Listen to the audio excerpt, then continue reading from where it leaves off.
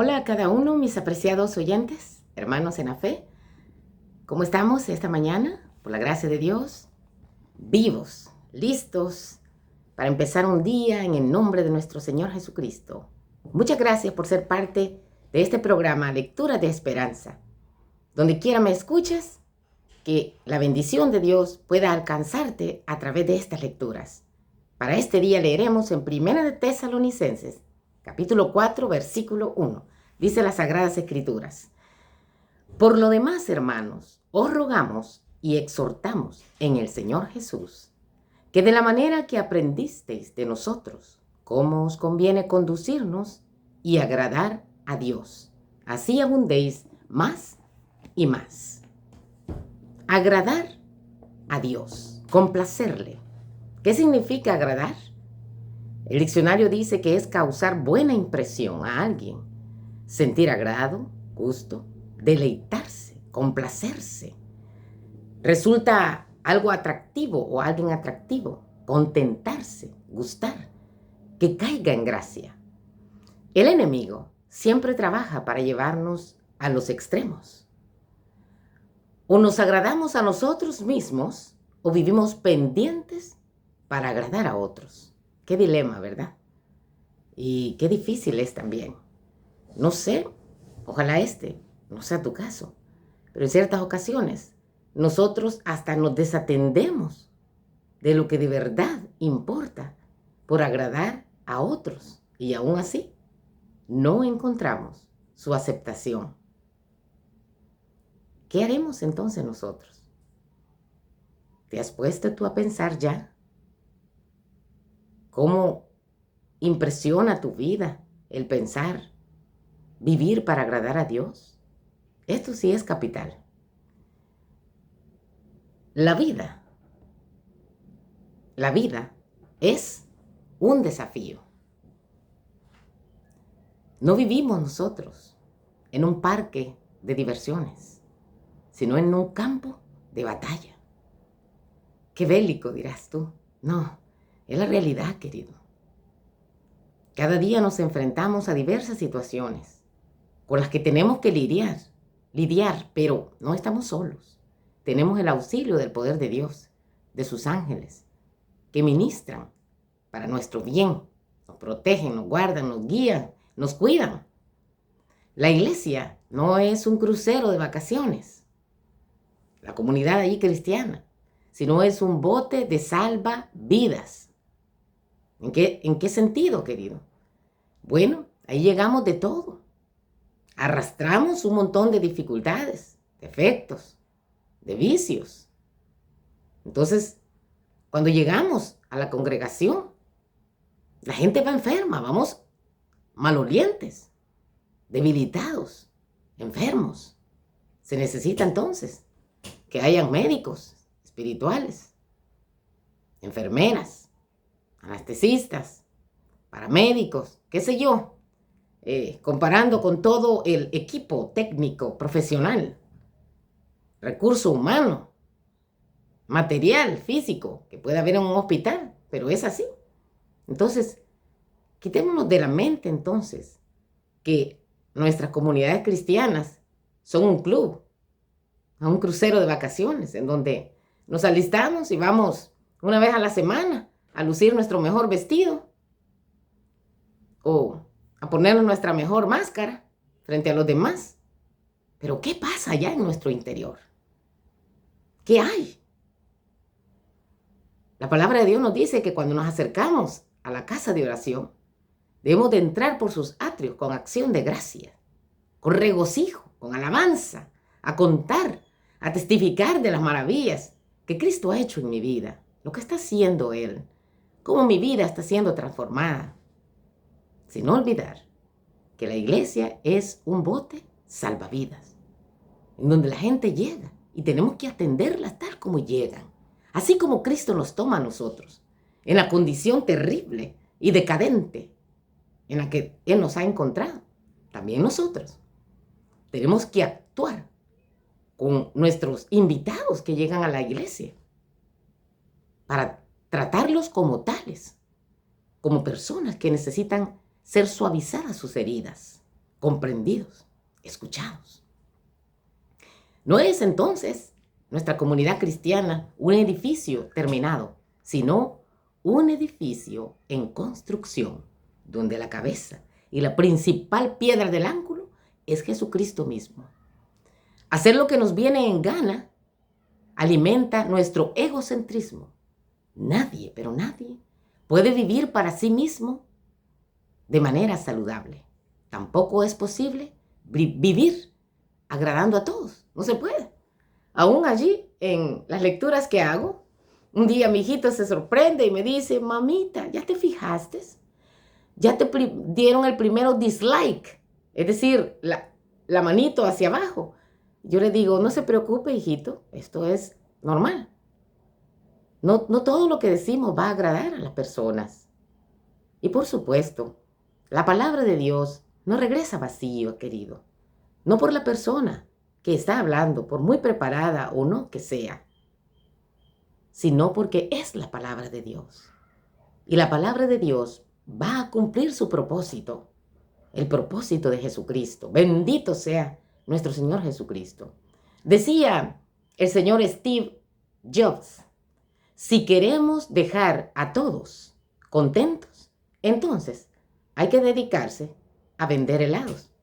A pocas personas no les gustan los ice cream, los helados, las paletas, a la mayoría. Entonces, decía él, si queremos caer bien con todos, que todo sea agradable para todos, pues vendamos lo que la gente quiere. Muchas veces no podemos complacer a todos. Y no es este el propósito de lectura de esperanza.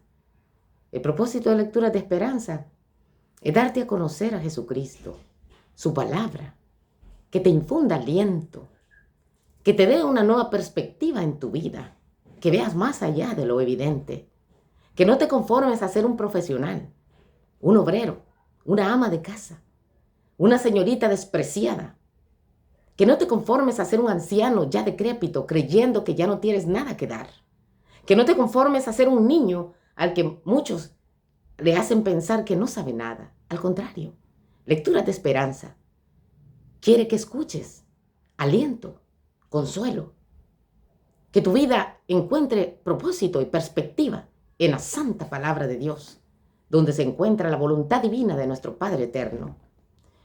Si queremos agradar a todos, vamos a integrar en nosotros la incoherencia de la sociedad.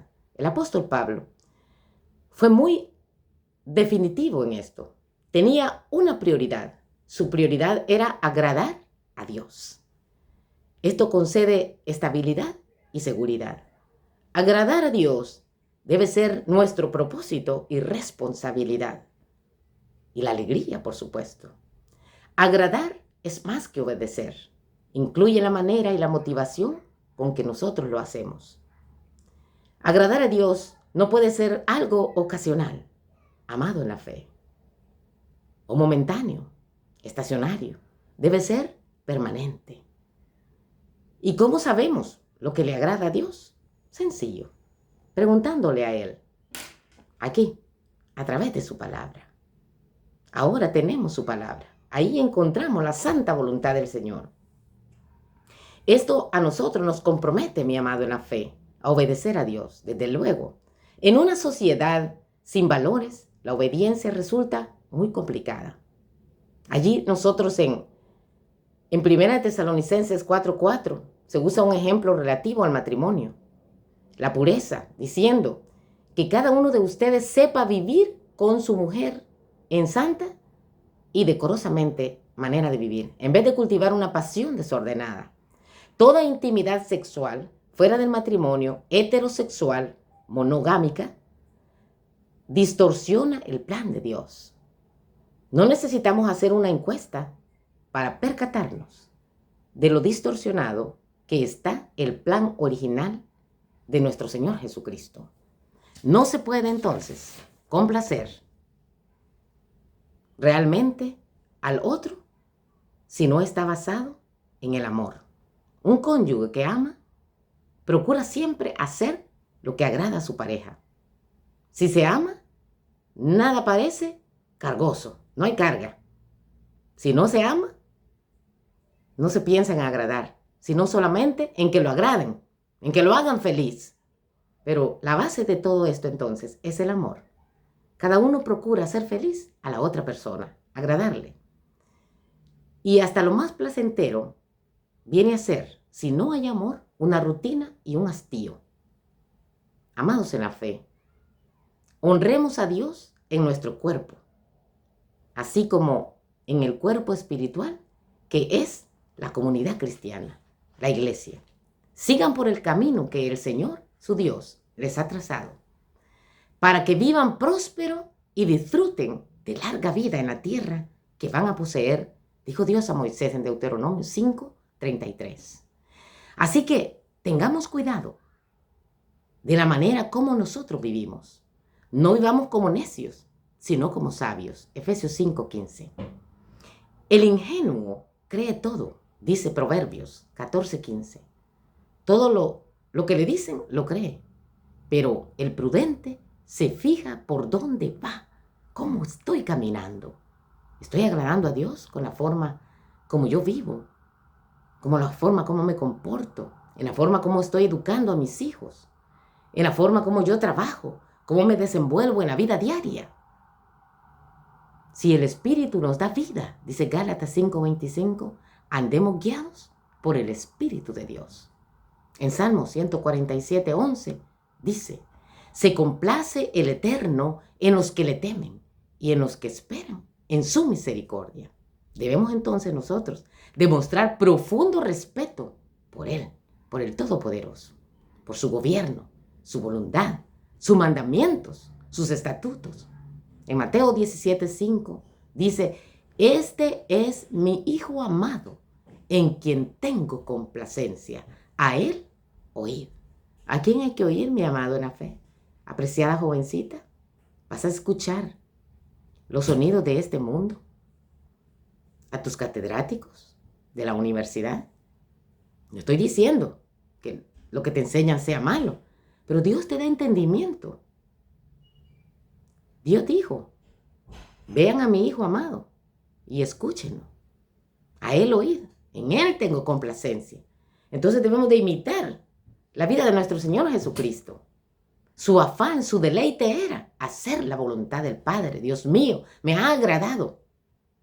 Se complace el Eterno tanto en holocaustos y víctimas como en que se obedezca la palabra. Ciertamente, el obedecer es mejor que los sacrificios. Y el prestar atención, ¿a quién? ¿A qué? A su palabra, querido, a su voluntad. Prestar atención es mejor que la grosura de los carneros, que cualquier sacrificio que nosotros podamos ofrecer. Vivimos en tiempos, queridos, en donde tenemos que estar claros que nos debemos a Cristo Jesús. Nunca vamos a poder complacer a todas las personas. Cuando los caminos del hombre, cuando los caminos de la mujer, tus caminos, jovencito, anciano, son agradables al Eterno, aún a sus enemigos, hace estar en paz con Él, dice Proverbios 16:7. En el futuro, Él tiene un regalo increíble para nosotros, guardado para su manada fiel. No temáis, manada pequeña, porque a vuestro Padre le ha placido daros el reino. Lucas 12:32. Una de las más vibrantes descripciones de la utopía del reino de Dios fue escrita por el rey David, un hombre según el corazón de Dios. Ahí en Salmo 16:11 dice, me mostrarás la senda de la vida.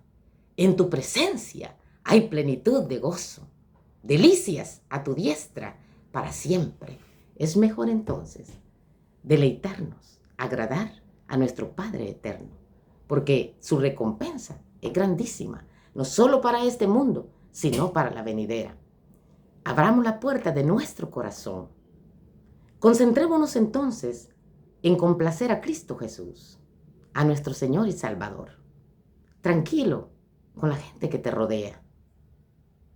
Sé prudente con la forma como estás viviendo, porque es mejor obedecer al Eterno y no meternos a sacrificarnos tanto en desobediencia a su santa voluntad, a sus santos preceptos.